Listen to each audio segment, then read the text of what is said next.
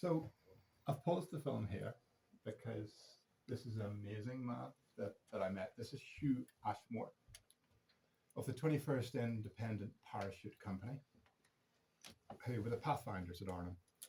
Their purpose was to drop in 20 minutes before the main drop. They dropped from Sterling bombers, and the Sterlings would be part of formation, and their bombers would come down low from the main formation, come in. They would be allowed 20 minutes before the main drop.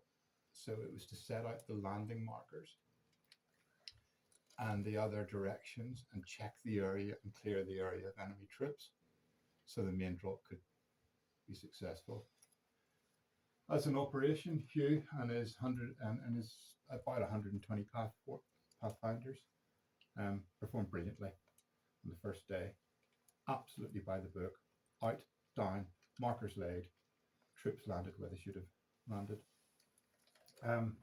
In the movie, Hugh plays a fictional character called Hanbury of 1st Battalion Parachute Regiment, and we still don't know why he took the fictional name Hanbury. And it's one of those moments that I met Hugh and talked about many things, and he couldn't remember why they came up with Hanbury and why he is one of the men that has a fictitious name. All the rest pretty much use their names.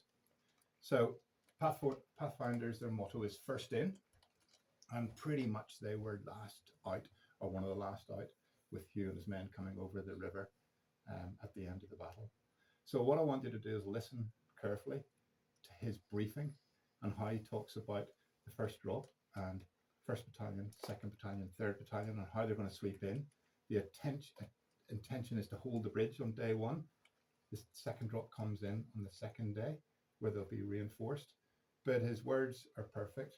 Now, when I met Hugh, jumping into the film career, he said that my uncle was very patient because it took him, I think, just over 20 takes to get this.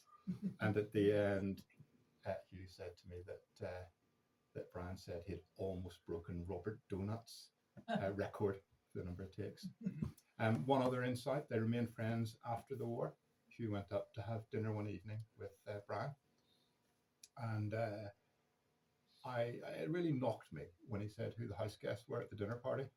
So Hugh was there with Hermione Granger, who was a neighbour of Brian's.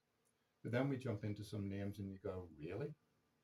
So it was Tennessee Williams, Truman Capote, and George Cukor, the director of My Fair Lady, were the dinner guests that night. So what that told me was that there was a special little bond amongst Brian and some fairly big players, and if you wanted to be a fly on a wall in a room at a dinner party, or be at that would be the sort of dinner party I would want to go to. But back to Hugh, the toughest of fighters, a very modest man, and real pleasure to have known him. So listen again carefully to his briefing. It's great.